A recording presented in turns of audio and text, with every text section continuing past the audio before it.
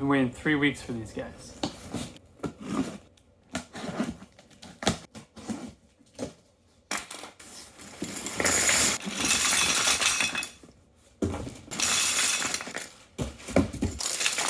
That probably wasn't necessary. Check it out.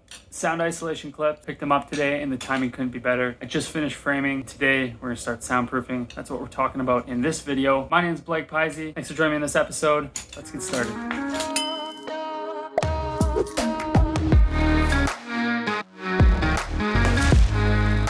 My first experience with soundproofing was 8 years ago. We were renovating our basement suite. I think we did what a lot of other people do. Went and bought safe and sound insulation, put the insulation bats between the wooden joists, put drywall directly below, and let's just say it failed miserably. We could hear almost everything our tenants were speaking about and a lot of other interesting sounds. I'm gonna try and do it better this time. I've been looking into it myself. Let me start by saying I'm not an acoustical engineer. I did study mechanical engineering. So if you want to dive into this further, I recommend you go check out YouTube. There's a lot of great videos out there. Okay, let me lay this out for you.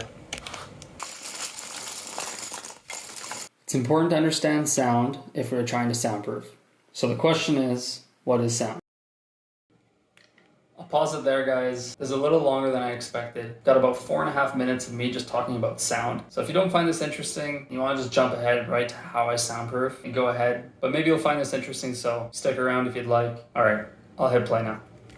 Sound, it's vibration passing through air. You can see here, the air is compressed, expanded, compressed, and expanded. The vibration disturbs the air in the same direction that the sound travels. We can then plot these pressure differences and it will look like any other wave. This sound wave has several characteristics and a couple are key when it comes to soundproofing. First is the wavelength, and this correlates to a frequency. Second is the amplitude, which is really the air pressure that's caused by the vibration. This difference in air pressure is important because it directly correlates to the sound volume, which is what we care about. To quantify this loudness, we can put this air pressure on a scale. The human ear can detect 0.0002 pascals up to 100 pascals. As you can see, this scale has very small increments, 100 thousandths of a pascal, and the range is very large. The nice thing about this scale is that it's linear, meaning that each increment is the same in value. The issue with this scale is that 1, the range is too large, and 2, it doesn't represent well what we can hear with our ears. So we convert this to a different scale with numbers that are more manageable. It's a logarithmic scale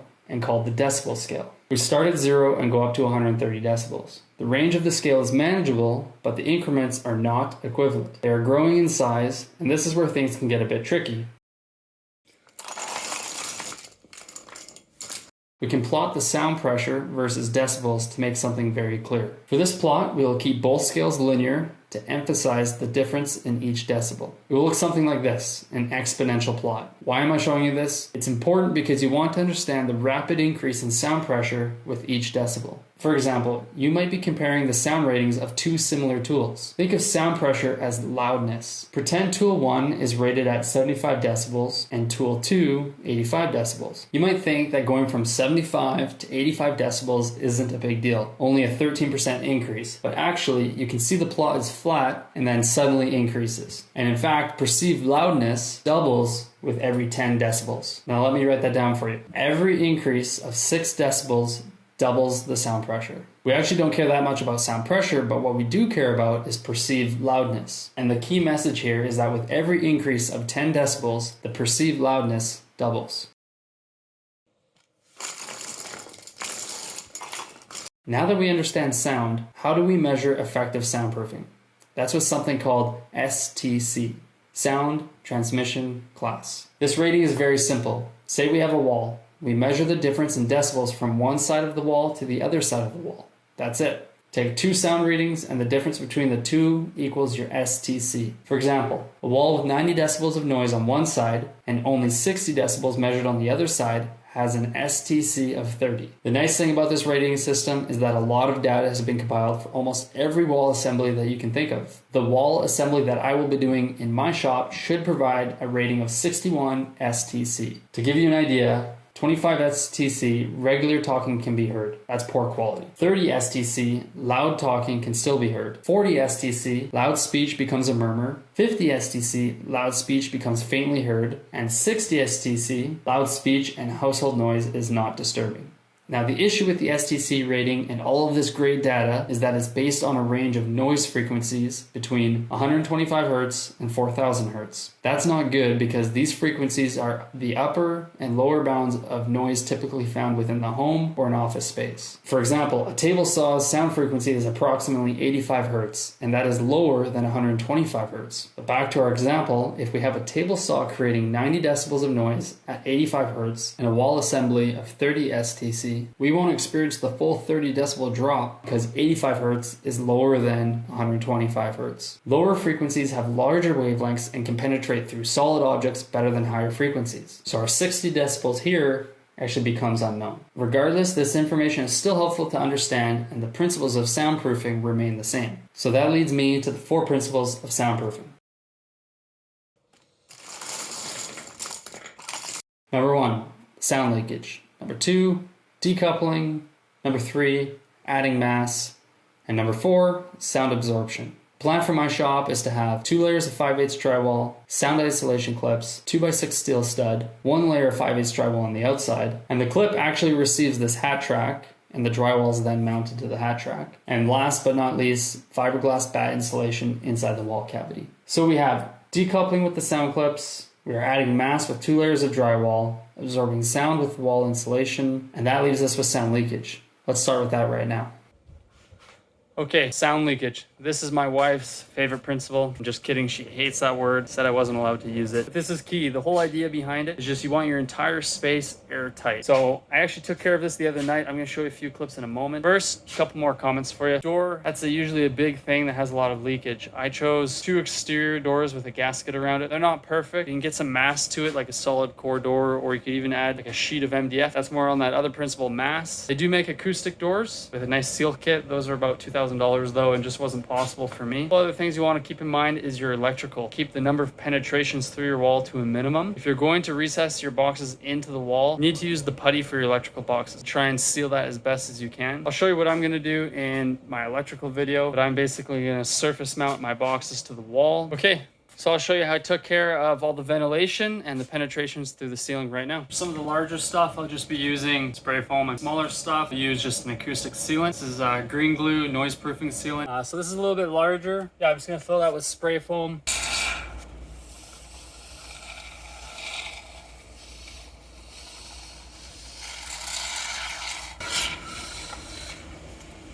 Let's move on to the next one. I'll just take a sheet of plywood, 8 inches, 6-inch duct. Maybe I'll get this up. Oh yeah. Hey, check out that.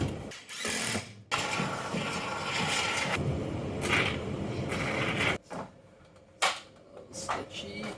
I always feel like I'm not the best at this. I make such a mess.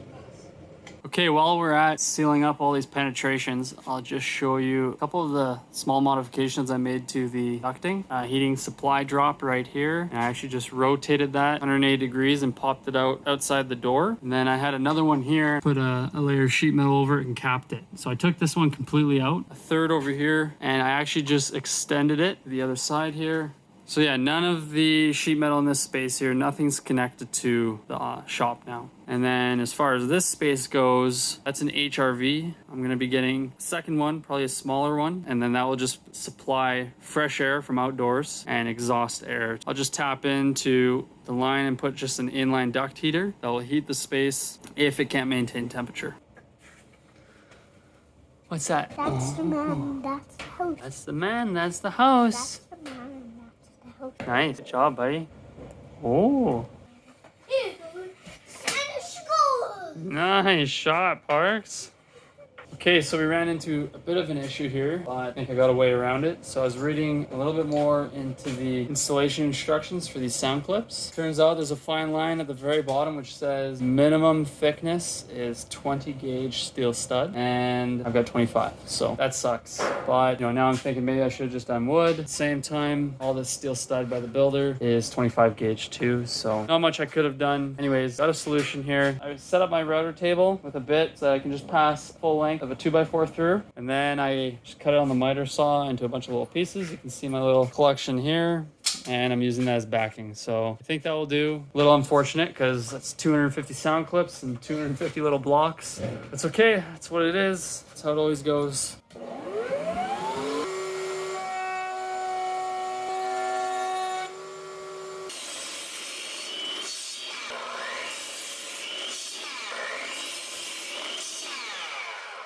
Hi. Halloween. But Daddy dress. Working? Yeah. Step number one, get your laser level from the wall, the right height. So these guys gotta be spaced every 2 feet, 3 inches from the bottom, 6 inches from the top. So it actually works out perfect. I'm gonna lay out my next row, just 24 inches above. And here's the fun process. So I grab my blocking, pop it behind, quick pre-drill.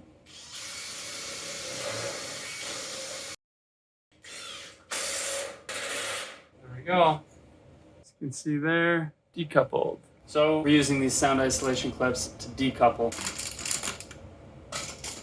So if you have your drywall fixed directly to your studs, and then on the other side the drywall fixed directly to your stud, that's a solid direct path. Sound's gonna love it. What we're doing here is we're trying to break that path. And we've got these small isolated areas, prevents a lot of the transmission. So there's a lot of other ways you can do it. Hands down, the best way you can do it is a room within a room. The other option is resilient channel. I'm sure there's other options. If you can think of any, then definitely comment down below. Okay, we'll carry on and hopefully get the rest of this done tonight. What do you got in your tool pouch? Tools. Let's see them, buddy. Can you show us what you got? Screw pen. Some tape. Screwdriver. Good. You gonna help me for a little bit? All the way down to the bottom one. Yep. Perfect. Okay, come over here. Go, bud. Oh, that was a little scary, wasn't it? And go. Yep, keep going hard. Here we go. Okay, dude. Drill away. Good job. You got the block? Clip on. Go. Perfect. I think we ran out of blocks. Let's see, what are we? Let's go 93. 93. That's it. Put a little mark. 93 is big. Bend down. That's the last one on the wall.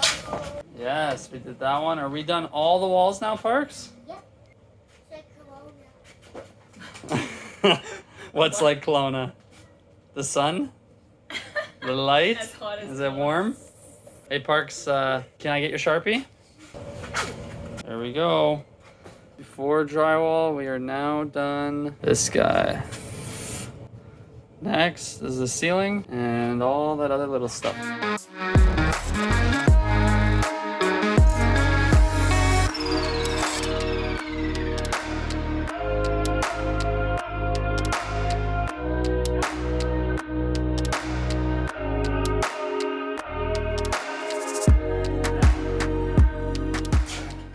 Okay, we got Fife back here.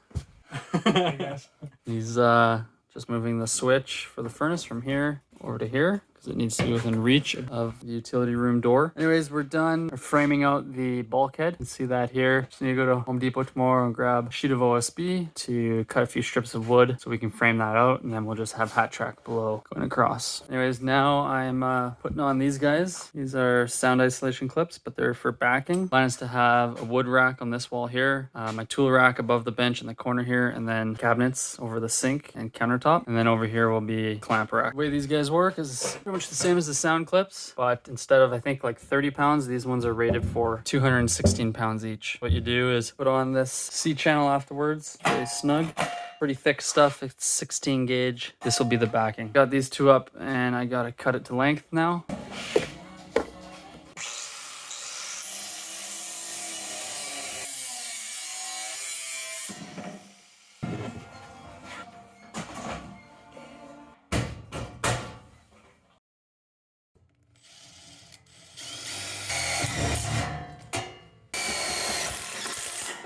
Studs that I'm worried about.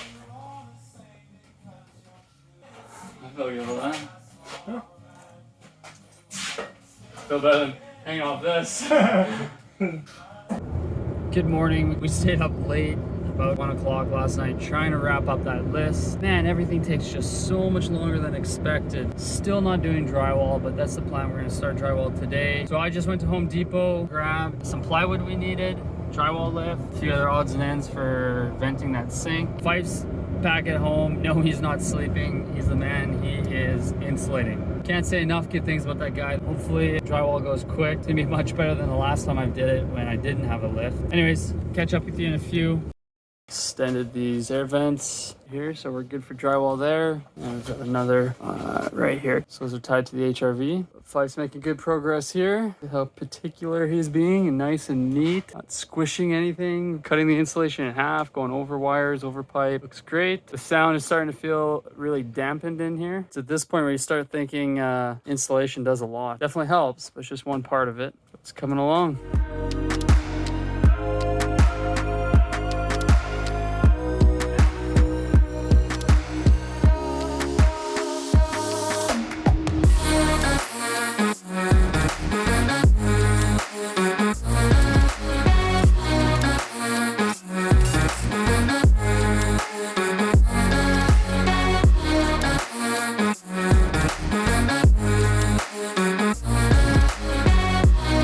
Okay, we're almost done insulation. We boarded up. I just wanted to show you what I ended up doing here. You can see I used some all-around strap, tie it in the middle there. Looks a little sketchy, but 16 gauge all around, so pretty confident with it. And look what we got, Lindsay. She's here to help. Mr. Fife. I think we're gonna put the camera away. Battery's almost dead, and a lot of work to do for drywall tomorrow. So, did they score? Game's over. There we go. It ended? 3-2, they won, yeah. Okay, we don't have time for dilly-dallying camera. Okay, let's get going. Len, sign us out. A few weeks ago, I had the drywall delivered. I ended up ordering the 54-inch wide sheets, so there was only one horizontal seam in the rec room. Having that basement door is really coming in handy. And I'm sure glad I paid for the delivery. At 5/8 of an inch thick and 12 feet long, they weren't light. Welcome to my shop. We're completely finished. We put up all the backing, as you can see. Get started with drywall now. Got Dad behind the camera and Fife over here sliding away still. So let's get going.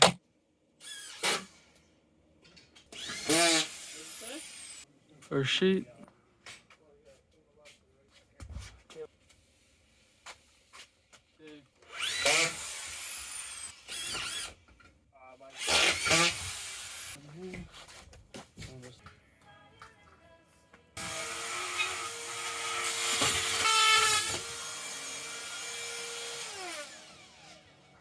We're making progress. Just about the first layer done here. I just wanted to show you these guns. We're not drywallers, but these guns make us feel pro. These guys are made specifically for drywalling. Would never do it again without one of these. So you just pull the trigger and lock it. It's basically on, ready to go. As soon as you put pressure on the screw, it just kicks in, releases the little clutch, and drives in. See how fast it is. Perfect depth. It's making it a dream. Fife's corded though, so he's got his chain, but it's going pretty quick. The interior walls are getting double layer drywall. So coming back to that sound leakage, we need to take care of all these cracks. If this was your final layer of drywall, just mud and tape would do. Because it's not, we don't want to just put board on top of this. We want to deal with the sound leakage. And then I'm just going to take this acoustic sealant and I'll be putting a bead along the bottom and then also anywhere you have a transition between drywall. Oh, that looks nice. Going all out. No shortcuts here.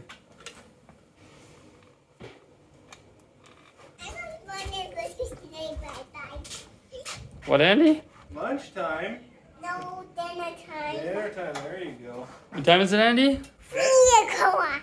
It's 3 o'clock. Or is it like 6 o'clock? Yeah. Is it ready to go?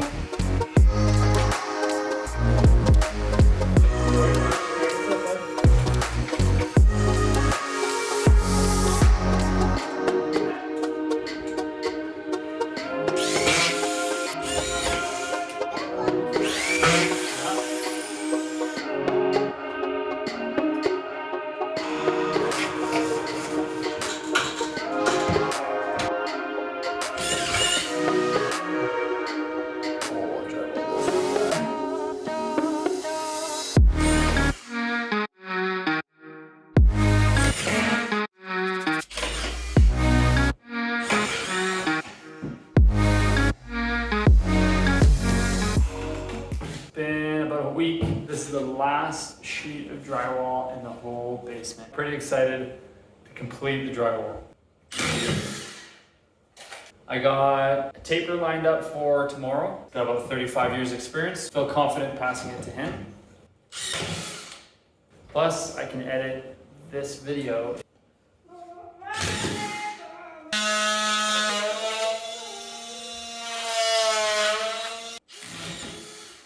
We are done drywall, the last board. It's time, well, for a quick cheers. A little Diet Coke. As always.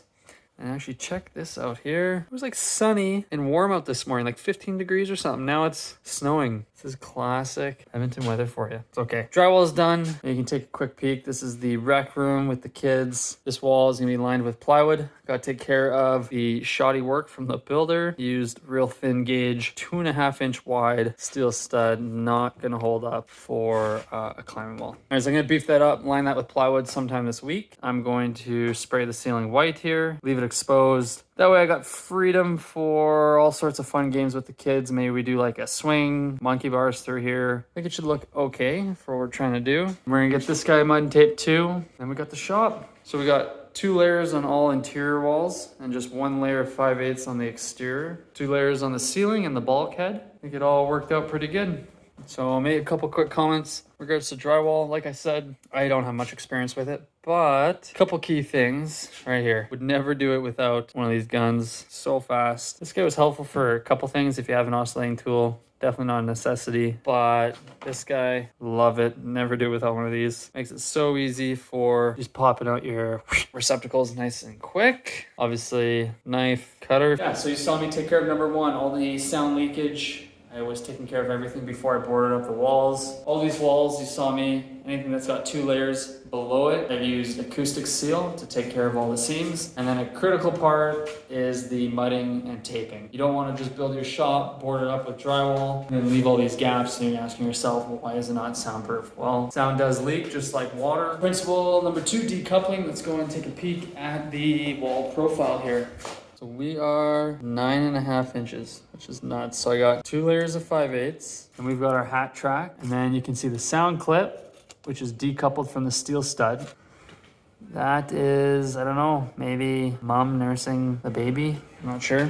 Then we got the absorption. All these walls, the ceiling have bats of insulation in them. That will make a big difference. And then last but not least is the mass. All that drywall, 2 layers of 5/8, makes that wall really heavy and difficult to vibrate.